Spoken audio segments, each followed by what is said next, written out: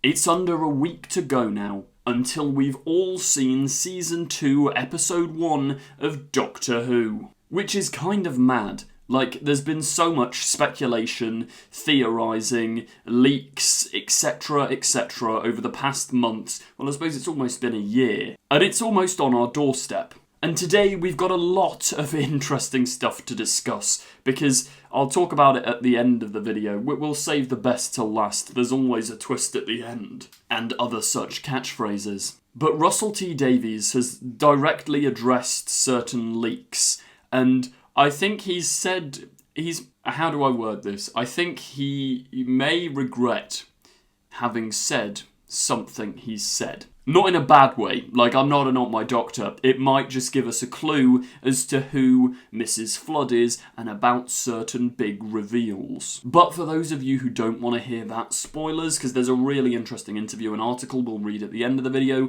First, we're just going to go through pure theories, pure speculation. Shout out to all of you who directly asked me. There were a couple of you tagging me on. Someone tagged me on Facebook, then there were a few on Instagram to break down this behind the scenes trailer. I mean, we might as well. We've broken down every other trailer they've released for Season 2, and I think either yesterday or the day before they released this behind the scenes trailer, which does actually give us, like, I've already watched it so you won't see my reaction here, you'll just see me going shot for shot through it, but it gives us a lot of plot information. Nothing too spoilery though, which is nice, just things to try and piece together to figure out where the characters are going in this season. But here we go, first shot. This first shot isn't too interesting, to be honest. It's just a nice shot of Ncuti and Varada. They're at the Interstellar Song Contest, I believe.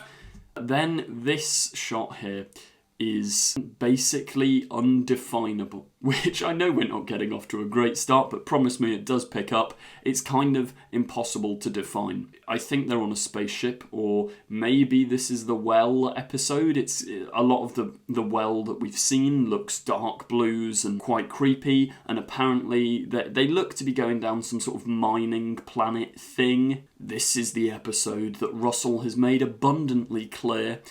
Don't be online because you'll get spoilers. So I reckon it's probably got a returning villain in. As I say, we'll discuss the big interview later, but Russell has explicitly said there is not a new Who, creation coming back this season. So theories about the Weeping Angels or the Midnight Entity or any of those may have just been flushed down the toilet for episode 3. Add that to Ncuti discussing the whole, I've fought a monster that's been on my bucket list.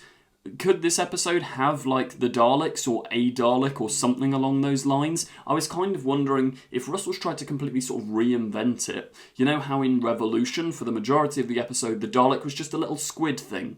Maybe it would be like Dalek mutants down this well. Although all the blue suggests maybe Cybermen. Or maybe there's another classic villain that's never reappeared in New Who that's going to appear in this episode. Maybe we're looking too much into it. Maybe Russell was lying when he said there's no New Who things coming back. But as I say, we'll get to the interview later. We'll move on to shot 3. I'm going to try and do this more rapid fire because this is a 2-minute long trailer. This is from episode 4, Lucky Day. Unit land in this field near this churchyard. We've seen shots of Colonel Ibrahim with a big gun in the trailer. What they're looking for is probably the terror dog-like creatures. I think there was actually an official name for them.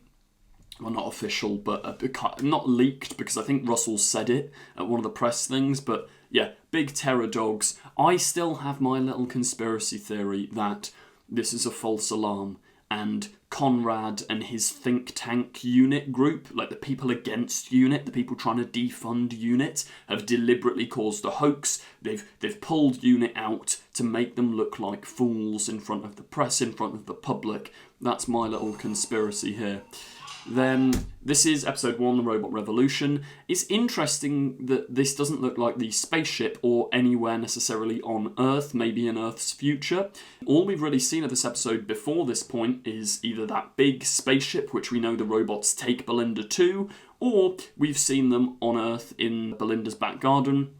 It's also worth noting, we now basically have it confirmed from Anita Dobson in an interview that Mrs. Flood will appear in that, on Earth, in that garden scene during the robot revolution. Russell has said that she's in every episode, so it's going to be interesting. Maybe she is Belinda's neighbour again. Maybe she's like a neighbour to all the companions. You could have like a fun little flashback where she's literally been the nosy neighbour next door to every companion ever. I suppose, have we ever... I don't think we've ever seen both side neighbours of any companion. Like, this would actually be a really funny and fun retcon if you just had the reveal that Mrs. Flood has literally been stalking all of the companions for all these years. Maybe, like, the God of Stories theories have some weight, but we'll get to who Mrs. Flood is later. Then, here we go, episode 3, The Well. As I mentioned, this, I think it's... Russell keeps talking about spoilers, and I can't think of a big character thing that's going to happen here. The Doctor's not going to die. We know Verada's character doesn't die. Millie dies, but Millie's not in this episode. I don't know. Let me know your theories. So yeah, they talk about stories bigger and better. That's episode 1. This one, I'm stumped on. It may be episode 2. It might be, that looks a little bit like the weird kitchen tile floor looks maybe like an American diner. Like, maybe the Doctor and Belinda end up in an American diner because they're in, I think, Miami in the 1960s or 50s. American diner gets blown up. Yeah, then more episode 2. This bit's so cool. This is sick as well, the Interstellar Song Contest stuff. I reckon, right, I've got another theory here. We're running with this whole the gods and all that. That's what this new era's about. The sprinkling of the salt unleashed gods upon our universe. Interstellar Song Contest here is going to be overruled by the gods of Ragnarok from the 7th Doctor's era. If you've seen I think it's called The Greatest Show in the Galaxy. I haven't actually watched the episode for a couple of years, but yeah, I remember the 7th Doctor, and I looked it up and rewatched part of it on iPlayer. The 7th Doctor has to, like, entertain them. It's the scene where he plays the spoons. These big gods, big statues, like, they shoot lasers at him if he doesn't entertain them properly. And I know it's kind of ripping off Rick and Morty, the show me what you got, big heads that come and say, like, every planet has to sing, but maybe they have to entertain, similar to Bad Wolf Parting of the Ways. If they don't entertain the gods, they get zapped. Something like that could be really, really cool. And it would nicely tie into, like, a classic villain. Here's more of The Well. I think The Well is the episode in which that soundbite of Shooty saying, I've never been so scared in all my life. Like, I've been here before. Maybe he says something along the lines of, like, I've seen a creature and I've never been this scared in my life. So it depends what that creature, what that alien is. It is really interesting that Russell has flat out said he hasn't even done the press thing of, maybe he's gone, there are no New Who returning things. So, door opens, then we get more episode 2. Episode 1. I think that was a shot of the robot blowing up. Yeah, there we go, the robot's being, like, flung against the wall. Just Wolf Studios. More episode 2. I think that quick shot here, episode 1. Episode 3 again, when they're about to jump from that spaceship down into the well. I keep trying to think, is the well, like, a play on anything? Can any of you guys in the comments theorise on that? Is the well, like, what is the well? Could be an entirely new invention, of course, or it could be harkening back to something that we're all missing. We could be missing the obvious here. Here's the script read through. It's quite wholesome, everyone's clapping. You've got Russell and a bunch of the producers and writers and script editors there. Then this is more episode 3, the bit where they're falling. This shot, I think, yeah, once again, episode 3. You can tell whenever they've got the spacesuit on. Episode 3, it looks like the Doctor and Belinda are having a heart-to-heart in that little moment. Here, episode 5, the barbershop, or big God of Stories, Trickster God, Anansi, the big spider guy. That's that episode. Here, Interstellar Song Contest. I think this is going to be the pre-title scene. TARDIS lands, Doctor and Belinda leave. They're hoping they've arrived on Earth in the right time period. They see, welcome to the Interstellar Song Contest. Belinda's like, okay, we're not going anywhere, we're staying here, which is an understandable reaction to have, to be fair. Even though she's not really wanting to travel with them, you wouldn't give up this opportunity. Okay, next we go back. This is the same as the first shot, episode whatever I said at the start. I did know it in my head. Here we have more episode 2. I'm intrigued to see how and why Belinda, seemingly by episode 2, is already quite up for going on the TARDIS. She's already quite excited. But I suppose you would be, like, if you can go back to Miami in the 50s, even though you want to go home, you don't want to become a full-time companion, a part-time companion job where there's less risk of death, that would be quite fun, if that can exist in Doctor Who. Yeah, here's a very green screeny... Is it green screen or is it just a green wall? No, that's definitely a green screen. Let me know. This is the big theory in the comments. Green screen or green screen wall. Leaked theory. There's episode 1. Now this! I've probably just blown the mic there. This is interesting. Conrad, right? What's Conrad doing here? By the TARDIS, which coincidentally, thanks to Doctor Who filming locations on Twitter, he's identified that location is actually the same location as the Empty Child episodes where the TARDIS lands in an alleyway. That's just a fun fact, not relevant to the episode. But this bit here, look at Conrad's face. He's very happy, he's very jolly, and he seems to be listening in. I think he's spying on the Doctor and Ruby.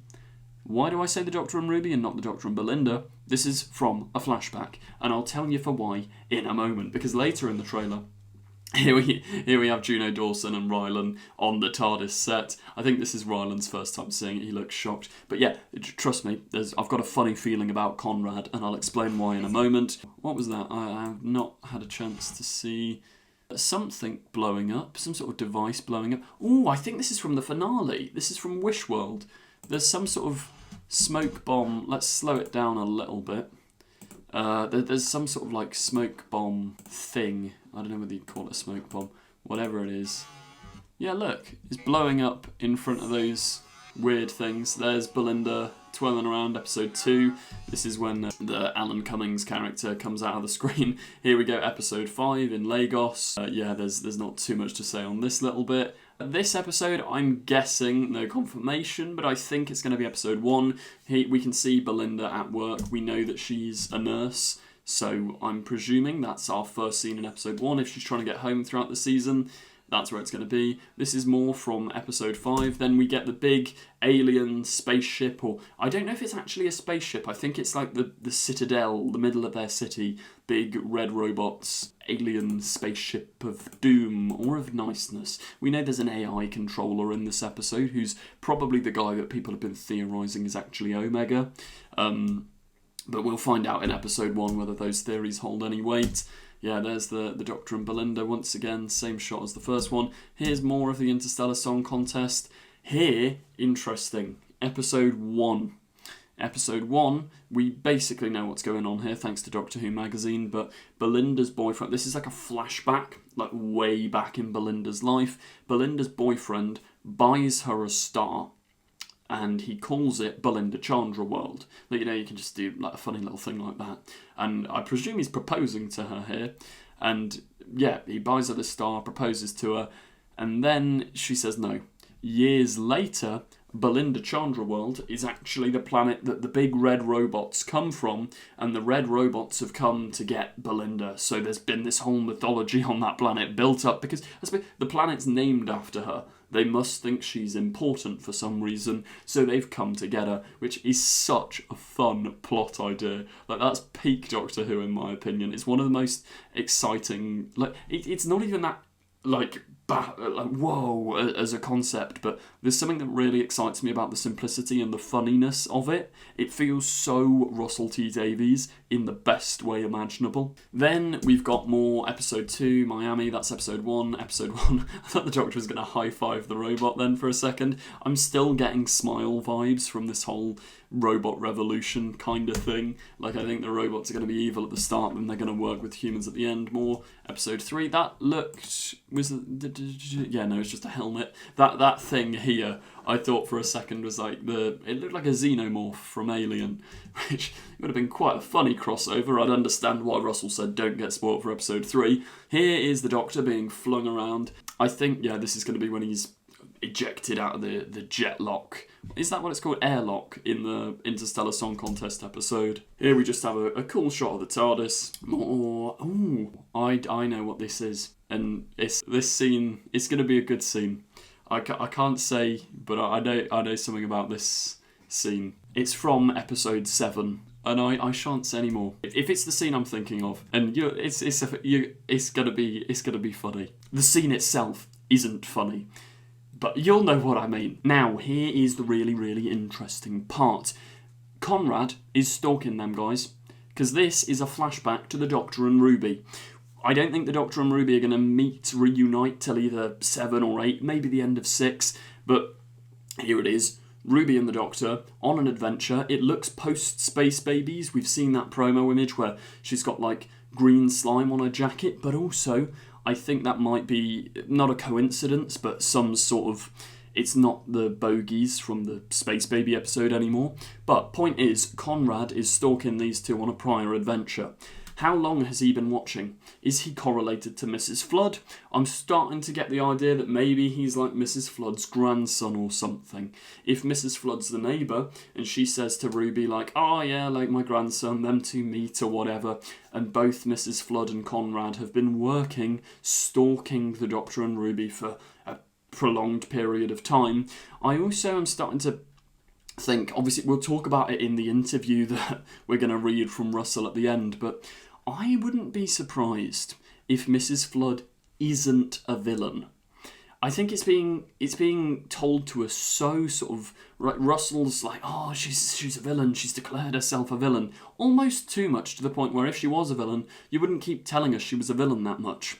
But then it might be Occam's razor. If you've got an evil woman stood on the top of a house saying absolute terror, maybe she is a villain. Or maybe Conrad's a villain and Mrs. Flood is working against him, thus they're both stalking the Doctor and Ruby, something like that. Anyway, yeah, fun little flashback between that pair. Here we have Conrad and Ruby. This is on their date in episode 4. He's got a wooden plank ready to whack one of those Ghostbuster monsters. Here we go, flashback. Now, I reckon... Look, I know Russell has said there's no New Who things, but technically they're not New Who. All the shop window dummies behind them, I reckon this might be the end of like an Auton story. Like, we're not going to get a full Auton episode, but when we get this flashback to the Doctor and Ruby in which Conrad's stalking them, I reckon it might be mid or post an adventure with the Autons, because there's so many mannequins in like a wide array of these shots, which does make me think, right, do you know what I mean? Like, are the mannequins, are the Autons, the Doctor and Ruby are there to save the day? Maybe the green goop is like part of the Nestine consciousness or something. You can see it on Ruby here. She's got it on her jacket and on her face, which does lead me to believe it's not a direct thing from Space Babies, because if she washed it off her face in Space Babies, it wouldn't still be there, unless time's messing up, she's been extracted from time, but even then her jumper's blue, whereas in Space Babies it's red. Here we have more from episode 4. I'm trying to identify the 5 characters in the back, that don't have a clue who they are. Yeah, Unit, something's in Unit, probably the Pterodog creatures again. I reckon we've seen a shot in the trailer where Ruby's stood looking out as the TARDIS flies into Unit HQ. So yeah, I reckon it's probably there. Then here we go, more episode 4. Ruby's sad, waiting for the Doctor. More episode 4. Interstellar Song Contest episode with Anita Dobson in the middle, Mrs. Flood observing and watching at this Interstellar Song Contest. I really do wonder whether the Doctor and Belinda are going to notice. Is it going to be a Susan triad where they're kind of picking up on it as it goes along, or is she always going to be hidden in plain sight? They don't actually see that she's there. We as an audience know because she breaks the fourth wall and she's like, hey guys, maybe the Doctor and Belinda won't find out till the finale. Boom, red robot explodes. That's so cool. This, I think... Yeah, that's the robot revolution again. I think we are seeing the revolution take place in front of us. Robots being blown to smithereens. Here's more from episode 3. This amount of people as well. It really intrigues me because Russell said so much about don't spoil this episode for yourself. So, like, what are they facing? Why are there so many crew? Are they going to get picked off one by one? Are we going to go in classic Doctor Who form of like last man standing, kind of like Voyage of the Damned? We're going to start with a bunch of characters who slowly but surely get chipped away because you can't carry with that many characters throughout. This character here is an alien design from...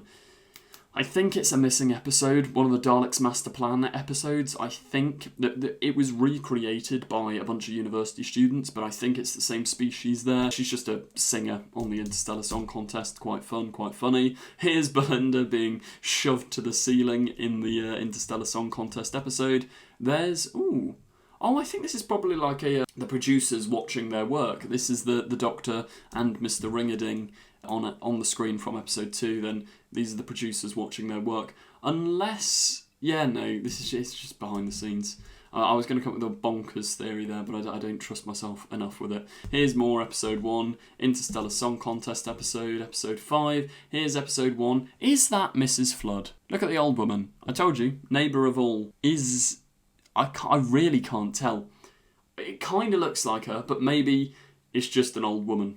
Maybe this is her only inclusion in episode 1 as well. That would be quite funny if she's just there to sort of peek over a little bit. But I reckon that there's some weight to this. She's the neighbour of all companions. Then episode 2, yeah, that's the bit where they become cartoon characters. Here we go. This is the unit at the church. There's one of the terror dog things. Aliens, soldiers, ready to shoot it. I reckon it's a hoax. Someone's going to pop the mask of that creature off and be like, aren't unit idiots? Why are we spending our taxpayer money on this? Or it is actually a real invasion. We'll just have to wait and see. Here's the robots from episode 1. What was that shot? Is that Conrad again? In a hospital, maybe? I can't tell. It's either an extra... oh, no, well, there's Verada. Maybe Conrad is still stalking them. That might be an extra, but yeah, it's Belinda in the hospital. But then it could be, yeah, Conrad here stalking them, going into the hospital, having a look, something along those lines. There's more from episode 1, episode 2, the Interstellar Song Contest creature. Catwoman, she's been flown across probably when the airlock opens. Here is more from the Interstellar Song Contest episode, some weird balmy alien designs. There's Rose Ayling-Ellis from episode 3, The Well. So that is the thing, I'm really intrigued. Is she maybe the villain? Has something possessed her perhaps? Or is something talking through her? Something along those lines. You get the big aliens. You get more from episode 1. There, ooh, it's going in quick succession here. Helicopter from episode 4, episode 1, episode 5. Interstellar Song Contest episode, that's actor Freddie Fox, who is apparently a villain.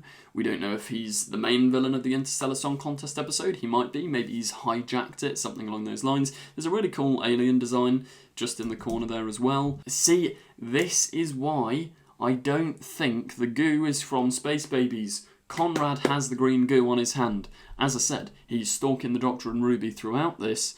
So what's going on? I'm really intrigued. Maybe the Doctor and Ruby aren't being stalked by him and they bump into him in this episode and we get a flashback and that explains how Ruby knew him, and then those two go on a date. Maybe he asks her out on a date here and she didn't get time to go on it until now she's home with her mum and her other mum. Then quick flashes from a bunch of different episodes. There's nothing too much to break down from those, but yeah, it's definitely shaping up to be a very interesting season. We'll read the Russell article now. So, the interviewer said to Russell, Mrs. Flood remains a mystery. What can you preview about what we'll see from her, and specifically that ominous, the Doctor's story will end in absolute terror? So, Russell says here, and this is why I think maybe Mrs. Flood isn't actually a villain.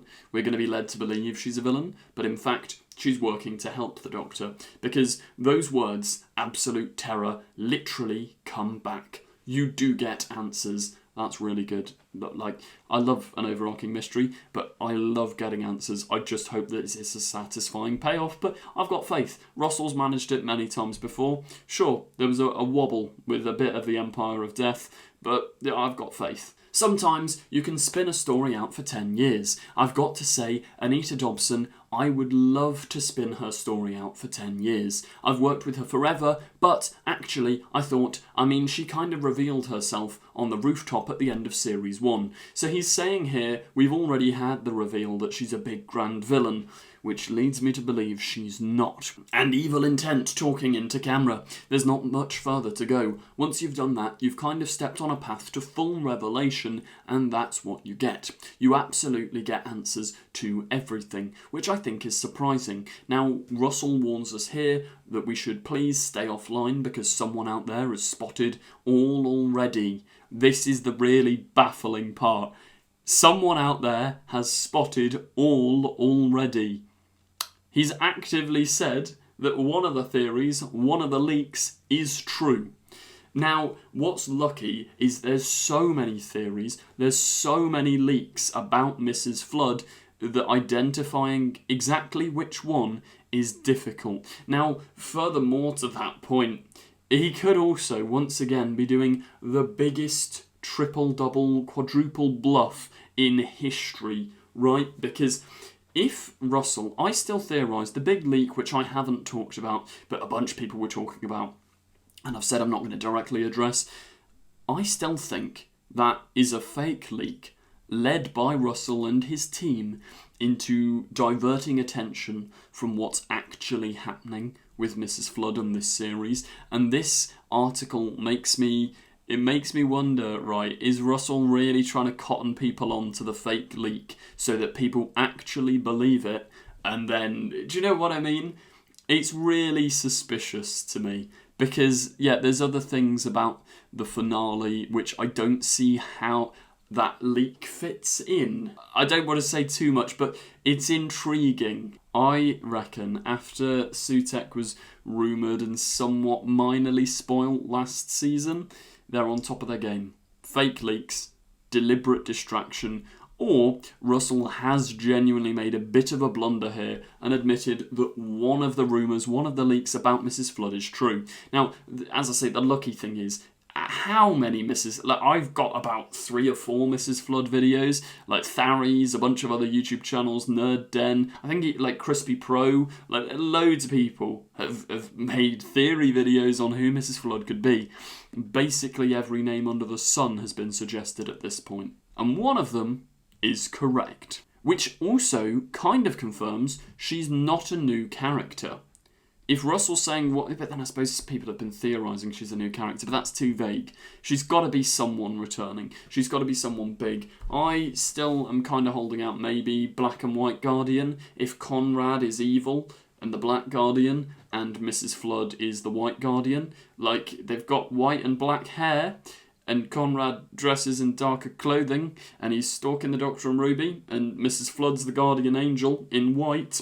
Maybe. But yeah, he talks about how wonderful it is to work with Anita Dobson. Here's the bit I was referencing earlier. The interviewer asked, are there any major callbacks to anything from your first Doctor Who run, 2005 to 2010? And Russell says, there aren't. He says it's 20 years since it came back, and he talks about how he'd considered, and a lot of people had said to him, like, I'll do something for the 20th anniversary, which I think may be the little Autons. It gives more credence to the flashback with Doctor and Ruby being about Autons as like a nice little nod to 20 years of New Who, because obviously the Autons were the first villain in New Who. But he denies it here, and he says it's a shame, and he thinks, oh, maybe he should have done something. Yeah, intriguing. Is he lying? Is this, as I say, a big quadruple bluff? Is the leak fake? And he's throwing us off the scent of all of this completely? I'm incredibly intrigued. But that's all for Season 2 news. We do have, however, a really interesting thing that they are releasing to celebrate the 20th anniversary of the show. Russell says that there's a full-length documentary and full-length radio show that are going to be coming out. He thinks probably to the BBC YouTube channel eventually. There's talking to Christopher Eccleston, loads of different people. You can go and look up who's going to be in it. Probably most of the cast and crew. It's going to be interesting if any sort of nuggets of information or any more gossip about the behind-the-scenes drama comes out, perhaps. But I think what we're mainly looking for here is a nice celebration, because 20 years of this show is mad. The 2005 revival literally ensured Doctor Who will forever exist, in my opinion. It might get hiatus, it might get cancelled again, but it will always come back thanks to the 2005 revival. But yeah, there you go. that's today's video. If you did enjoy, please do remember to like, comment, subscribe and share. The podcast is relaunching, by the way. Episode out tomorrow. There's a load of stuff. I've got a short film. The trailer came out yesterday, Therefore I Am. If you like Doctor Who, the robot revolution, okay? There's a robot and there's revolting in Therefore I Am. It's sci-fi, it's fun, it's very much like Doctor Who.